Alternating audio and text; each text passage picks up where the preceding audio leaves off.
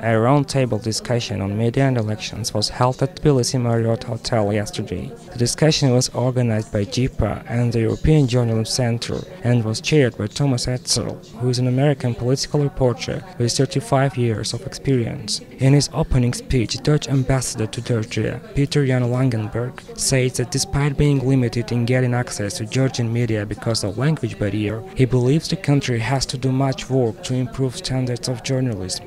It's difficult, I think, to compare the situation here with Western European countries. In the Netherlands, for example, we have a long tradition of a free environment and an enabling environment, not only for politics but for work of the media as well. And in a way, that's a luxury that we cherish, and I wish you this luxury as well.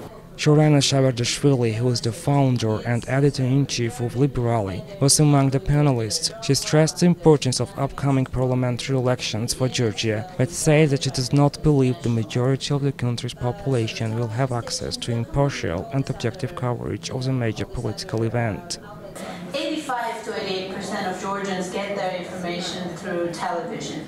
Now, as you may know, we have three national television stations which cover whole of Georgia. Unfortunately, the three stations that are around, they are pretty much devoid of information. They're propaganda tools rather than anything else. Reuters South Caucasus representative stressed that Georgia does compare positively with the other countries of the region and that there is some hope the country will have free media in the coming years.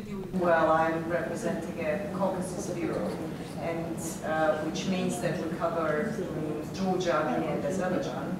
And if we start to compare, oh my God, because just recently I was in Baku covering Eurovision, and just for asking a question at the press conference, one of the participants who actually won, the singer from Sweden, who met opposition representatives the same day, and we were not there, and I wanted to get information from her. And she made a very strong statement about human rights in Azerbaijan. And I've asked this question at the press conference.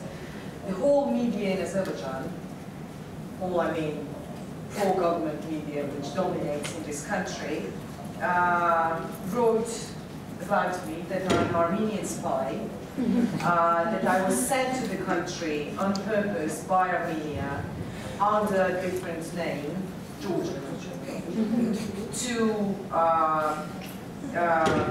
discredit this absolutely great event in this country. Discussion was also attended by a Pulitzer-winning journalist, Joshua Friedman, who came to Georgia to present an award for best journalist named after him and established by GIPA. This year, Nana Beganishvili from the Monitor studio took the prize. Joshua Friedman praised Beganishvili for her work done and spoke about how different is the profession of journalism in the United States as compared to Georgia. I'm sure Nana has faced many more obstacles than I ever faced as a journalist in the United States. All I did really was to fall in love with journalism when I was a kid. And I was fortunate enough to have done that in the United States, where it's very easy, relatively easy, to be a journalist. If they don't like you, all they can do is perhaps not pay your expense account, but we don't face the kind of obstacles that you face here.